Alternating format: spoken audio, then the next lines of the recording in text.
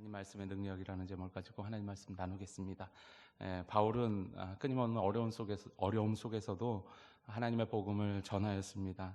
지난 시간에 살폈던 것처럼 고린도 지역에서 시작은 참 어렵고 쉽지 않은 사역이 시작되었습니다. 몸과 마음이 다 지친 상태로 고린도에 들어갔고요. 그리고 그 사역이 시작되었습니다. 고린도전서 2장 3절 말씀에 바울의 심정을 정확하게 표현하고 있죠. 내가 너희 가운데 거할 때 약하고 두려워하여 심히 떨어나가라고 기록하고 있습니다. 그럼에도 불구하고 바울은 하나님께서 자신에게 맡겨진 사역을 해나갑니다. 그때 하나님께서 어떤 일을 행하십니까? 이 사도 바울을 위로하시는데 어떻게 위로하시냐면 동역자들을 붙여줘요. 평생의 동역자인 브루스길라와 아굴라를 고린도에서 만나게 됩니다. 그리고 잠시 헤어졌던 동역자인 실라와 디모데를 또 고린도에서 만나서 하나님의 사역을 함께 합니다. 그리고 또 다른 위로가 기다리고 있었는데 그 위로가 무엇이었습니까? 바로 특별한 환상을 바울에게 보여주셔서 하나님께서 너의 사역 가운데, 사도 바울의 사역 가운데 함께 할 거고 또한 그 사역 가운데 놀라운 역사를 보여줄 것이다 라고 약속하십니다. 하나님께서는 두려워 떠는 바울을 이렇게 위로해 주셨습니다. 그리고 그 심령은 연약했지만 나약했지만 아무것도 할 수 없을 만큼 지쳐 있었지만 하나님께서 그에게 예비해 두신 힘으로 말미암아 다시금 그 일을 해나가게 하셨다라는 것입니다. 담대하게 고린도에서 1년 반 동안 사역을 해나갑니다. 그래서 연약하게 시작했지만 하나님께서 축복하여 주셔서 그곳에서 많은 열매를 보게 됩니다. 우리는 이 땅을 살아갈 때 내 자신이 연약해 보일 때도 있습니다. 사도 바울도 다메섹에서 예수님을 만난 다음에 또 하나님께서 바울에게 그 사역을 맡길 때 아마 그 마음이 벅차기도 했고요. 담대한 마음도 있었을 것입니다. 그런데 위기가 있고 어려움이 올 때마다 어떤 마음이 들겠습니까? 힘들죠. 포기하고 싶은 마음도 있었을 것입니다. 그럼에도 불구하고 그는 꾸준히 그 사역을 해나갈 수 있었습니다. 왜 그럴 수 있었습니까? 하나님께서 그때마다 때에 맞는 은혜를 예비해 두셨기 때문에 그렇게 그 사명과 사역을 잘 감당할 수 있었다는 것이죠. 우리도 하나님 앞에서 이 생을 살아갈 때 참 내 자신이 나약하고 연약해 보일 때가 있습니다. 그럴 때마다 찬송가의 가사처럼 미리 예비한 하나님께서 우리에게 예비된 힘을 허락해 주실 것이고요. 그 힘으로 말미암아 우리가 보호되는 것을 경험하게 될 것입니다. 이 고린도 사역은 아마도 이 사도 바울이 그것을 철저하게 경험하는 시간이 아니었나라는 생각을 해봅니다.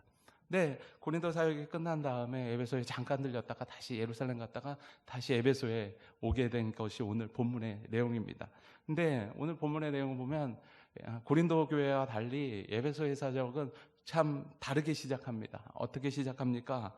8절 말씀 보면 바울이 회당에 들어가 담대히 하나님 나라에 대해서 전했다, 강론하고 권면했다라고 기록하고 있습니다.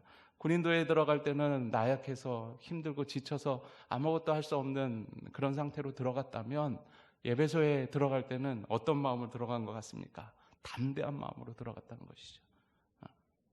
담대한 마음으로 이 에베소 사역을 시작할 수 있었다라는 것입니다.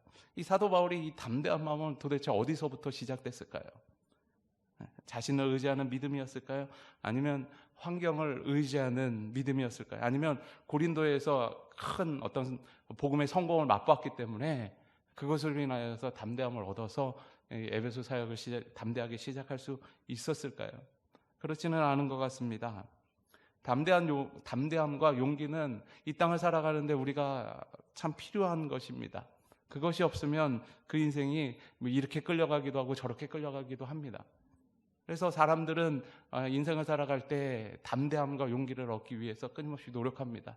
그래서 그 담대함을 얻기 위해서, 용기를 얻기 위해서 물질을 많이 추척하기도 합니다. 물질이 재산이 좀 있으면 좀 담대하잖아요. 그렇죠?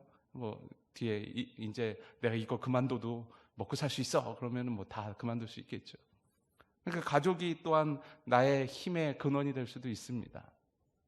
또한 어렵게 만들어놓은 지위가 나의 담대함과 용기가 될 수도 있습니다. 그런 환경적인 요인들이 우리에게 힘을 주는 것은 맞습니다. 그런데 그것만 의지하면 어떤 일이 일어납니까? 그것이 사라지면 무너지게 돼 있다는 것이죠. 물질을 의지하는 사람들이 물질이 없어지면 어떤 일이 벌어집니까? 모든 용기와 담대함이 사라지게 되는 것이죠. 남편만 의지하고 살아갑니다. 요즘은 그런 사람은 없는 것 같지만 의지하고 살아갑니다. 남편이 사라졌어요. 없어졌어요. 아니면 배신을 했습니다. 그러면 무너져 내리는 거예요. 환경을 의지하고 환경으로 인하여서 그 담대함을 취하면, 그 환경이 사라지면 그 담대함도 사라져서 무너지는 인생이 되는 것이죠. 사도 바울도 그것을 알았습니다. 사도 바울의 담대함의 근원은 어디에 있습니까? 하나님의 말씀으로부터 왔다는 것이죠. 하나님의 말씀이 완전하고 영원하기 때문에 거기에 담대한 마음이, 그것으로부터 나오는 담대한 마음이 우리를 쓰러지거나 우리를 무너지지 않게 한다라는 것입니다. 다른 환경과 상황은 다 무너져요. 바울이 고린도에서 성공을 믿고 의지하는, 그리고 그 경험을 되게 자신의 담대함으로 삼았다라면 다음에 실패가 왔을 때 같이 무너졌을 것입니다. 그런데 바울의 담대함은 그러한 경험에서 나오지 않았다는 것입니다. 하나님의 말씀, 십자가의 능력을 의지하는 데서부터 시작되었다라는 것입니다. 삶의 용기와 담대함, 이게 말씀과 또한 십자가가 어떤 상관이 있습니까?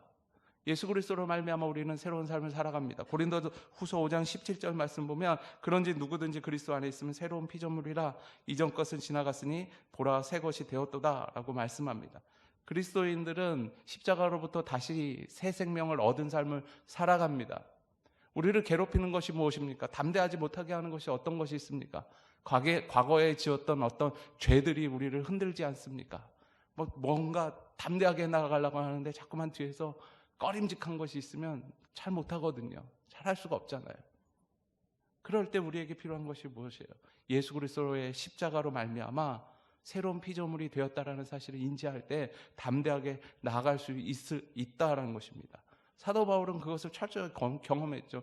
예수 그리스도를 다메섹 도상에서 만나기 이전에 그의 삶은 어땠습니까?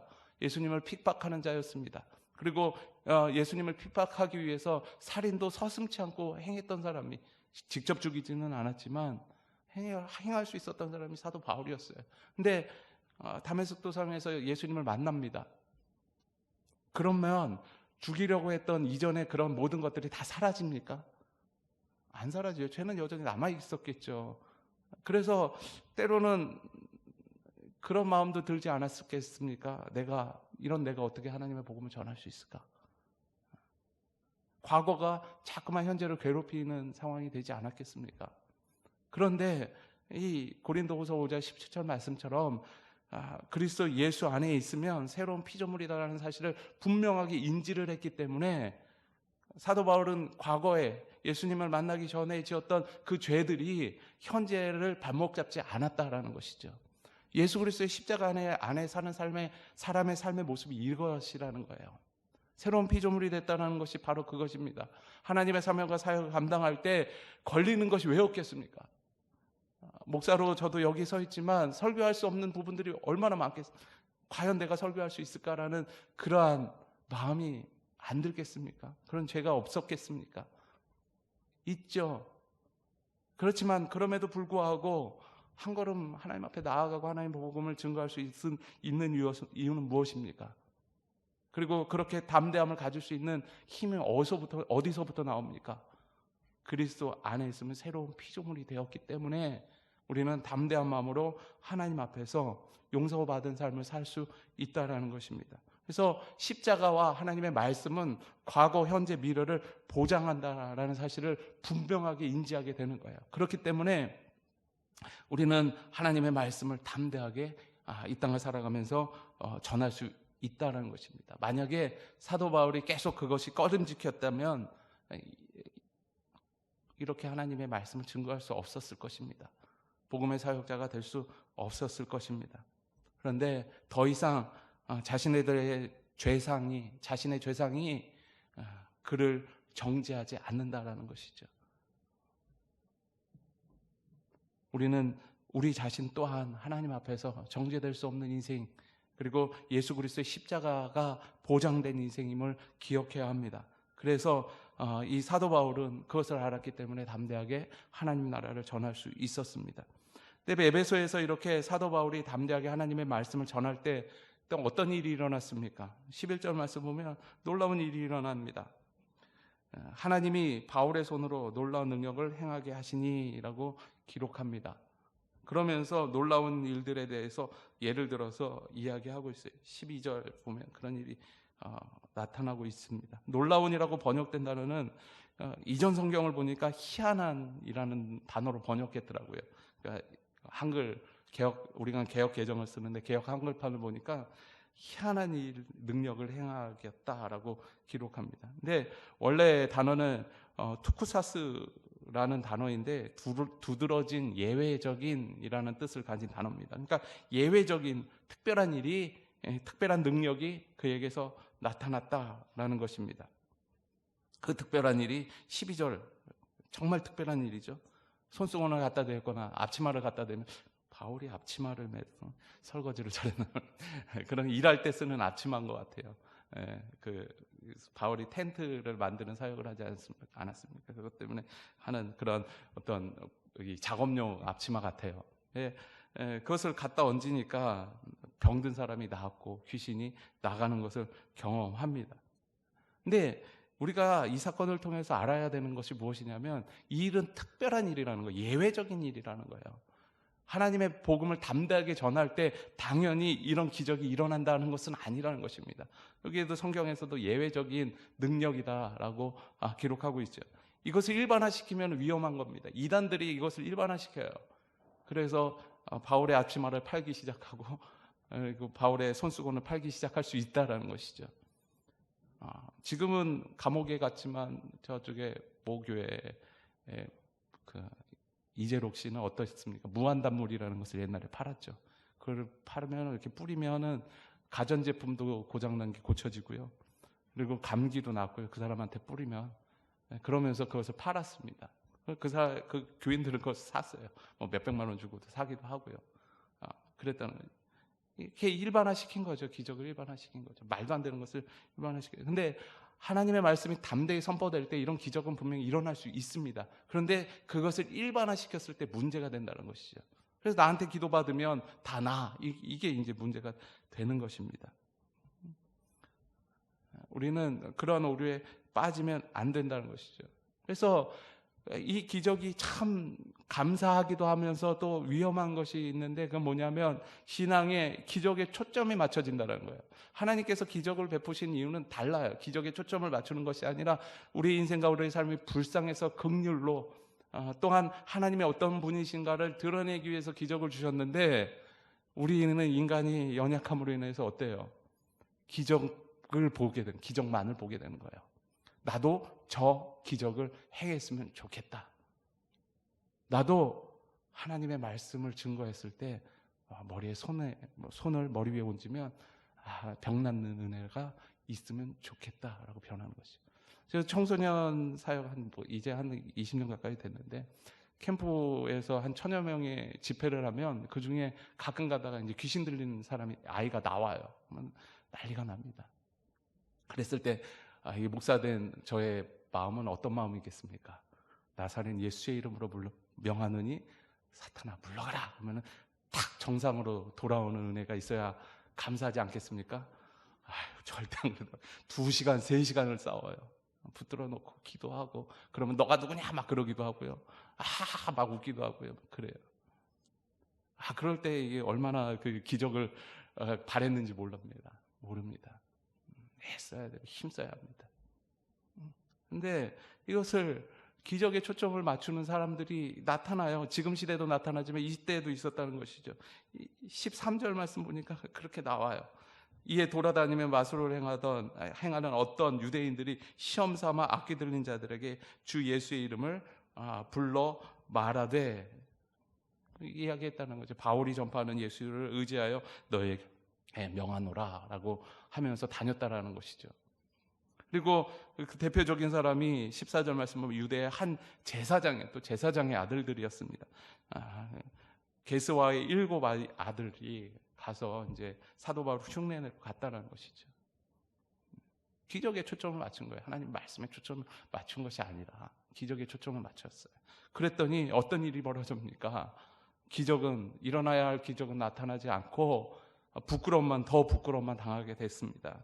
15절 말씀 보면 아키야가 대답하여 이르되 내가 예수도 알고 바울도 알거니와 너희는 누구냐? 너는 누구냐? 그러면서 아키가 그 사람들을 상하게 했다는 것이죠. 되게 힘센 아키였던 것 같습니다. 7명을 다 물리쳤던 것 같아요. 그리고 다치게 했다는 것이죠. 그래서 이 사람들이 벗은 몸으로 도망했다는 것이죠. 다 때려치고 다 그냥 하고 그냥 놓고 도망쳤다는 것이죠. 기적에 초점을 맞추면 이런 일이 벌어집니다. 우리가 우리의 신앙생활을 할 때 어디에 초점을 맞추고 계십니까? 하나님께서 주실 은혜, 이것은 하나님이 주시면 감사한 것이에요. 그렇지만 이미 예수 그리스도로 말미암아 구원을 얻었다 하면 우리는 이미 받은 사람들이라는 것이죠. 그렇기 때문에 어쩌면 더 받을 것이 없는 인생이라는 거예요. 변화를 일으키는 것에 자꾸만 초점을 맞추면 안 됩니다. 변화된 삶을 살아가는 것이 그리스도인이지 변화를 막 일으키는 거 아니에요. 죽은 사람을 살리고 병든 사람을 일으키고 이건 무척 큰 변화죠. 그냥 이것은 말씀드렸던 것처럼 예외적인 하나님의 특별하신 은혜가 있어야 가능한 일이에요. 그것이 아니라 내가 하나님의 복음과 하나님의 은혜를 경험하면 그 경험한 은혜로 말미암아 내 삶을 변화를 시키는 것이 그리스도인의 참된 모습이라는 것입니다. 그런데 우리는 끊임없이 유혹받죠. 내 삶을, 나를 변화시키는 것보다 다른 사람들을 자꾸만 변화시키려고 하는 그런 욕망이 우리 가운데 있습니다. 상황을 변화시키려고 하는 그런 욕심이 우리 가운데 있어요. 그것은 하나님께서 하시는 일이에요. 내 마음조차도 내가 변화시킬 수 없잖아요. 그런데 어떻게 다른 사람의 마음과 인생을 변화시킬 수 있겠습니까? 그것은 하나님만 하시는 일이라는 거예요. 하나님께 맡기고 나는 나에게 주어진 하나님의 은혜를 가지고 이 땅을 살아가는 것입니다. 그리고 변화된 삶을 살아가는 거예요.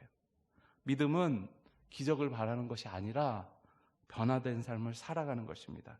그 변화된 삶의 모습을 17절, 18절, 19절에 분명하게 기록하고 있어요. 17절 말씀 보니까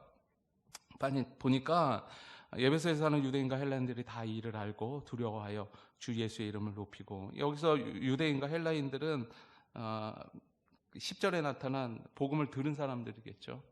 복음을 받아들인 사람들. 그런 사람들이 이 일을 봤어요.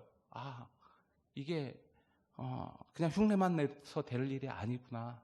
이게 하나님이 함께 하셔야 가능하고 하나님의 역사하셔야 가능한 일이다. 진실된 믿음만이 기적을 일으킬 수 있구나라는 것을 알았다는 것이죠. 그 다음에 이들의 인생이 어떻게 바뀝니까?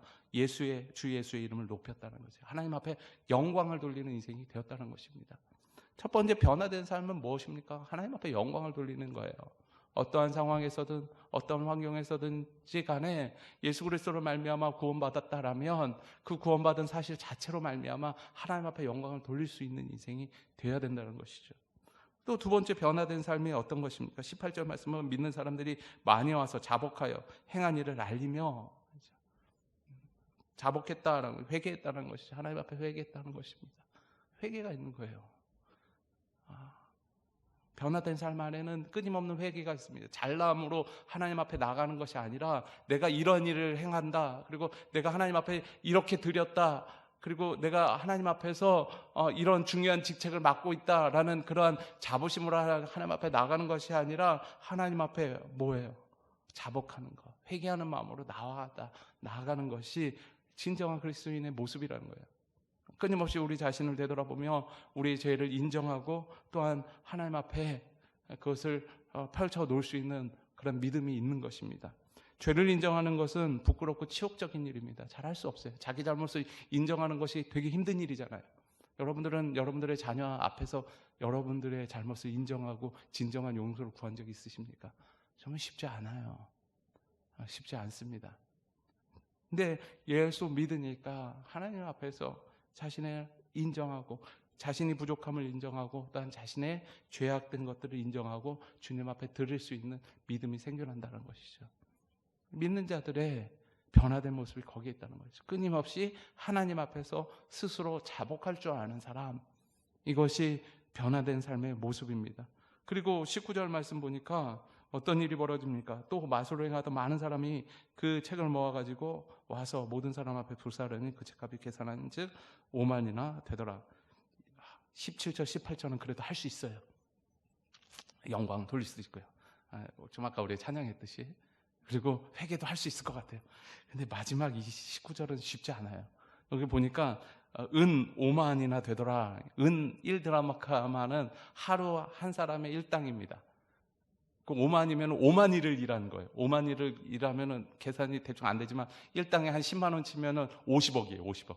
50억치 책을 태웠습니다. 지금 뭐 우리 책은 1, 2만 원 하는데 그때 당시에 책은 비쌌거든요. 그 파피루스라는 것에 적어서 기록해야 하기 때문에 책이 거의 귀하고 어려웠던 시대였습니다. 그럼에도 불구하고 그들은 50억 대략 50억 정도 되는 그 많은 책들을 하나님 앞에서 불살았다라는 것이죠. 어떤 회개가 일어났습니까? 삶이 고쳐진 것. 내 삶의 문화가 바뀌기 시작한 거예요.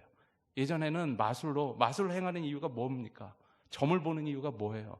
불안한 미래 때문에 점을 보지 않습니까? 신년 연초에 대부분 점 보잖아요. 그러면 왜 연초에 봅니까? 올 한 해의 운세가 어떨까? 불안하거든요. 좀 잘 됐으면 좋겠거든요. 그래서 점 보러 가는 거예요. 여기에는 계신지 모르시겠지만 가지 마세요. 네, 그리스도인은 그런 거.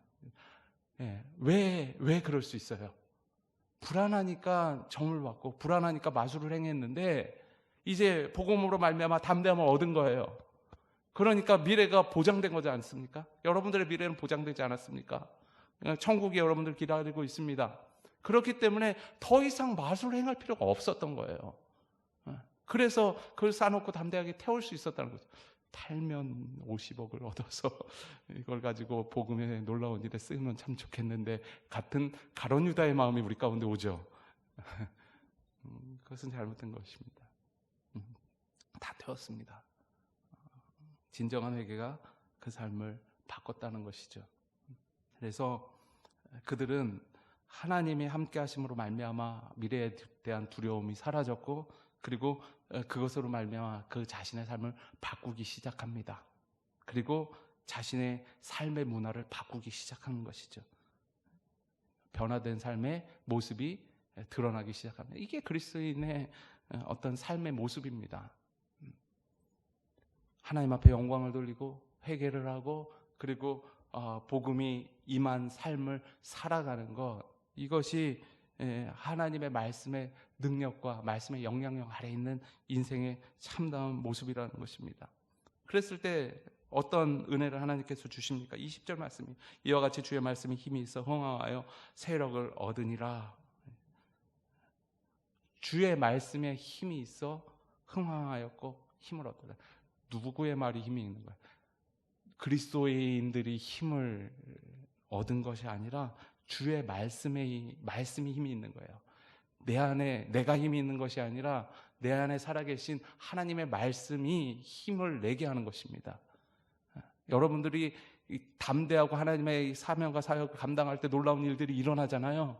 그것이 내가 잘나고 내가 좀 특별나서 그런 것이 아니라 내 안에 주의 말씀이 힘이 생기니까 그런 일이 나타난다는 것입니다.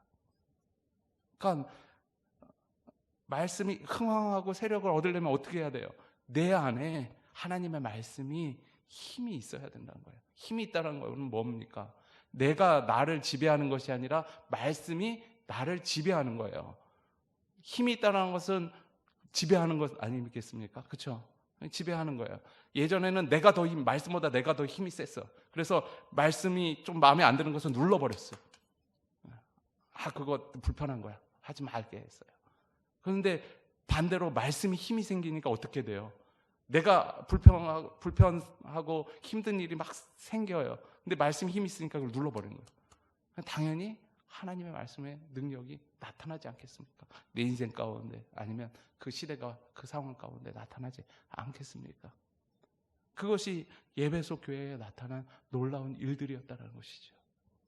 그리고 하나님의 말씀의 영향력 아래에 있는 인생의 모습이었다는 것입니다. 우리의 삶은 어디에 있습니까? 이 스게와의 7 아들처럼 기적을 바라며 또한 흉내내는 믿음 가운데 있지는 않습니까? 하나님 앞에서 온전한 믿음을 갖길 소망합니다. 그래서 말씀한 것처럼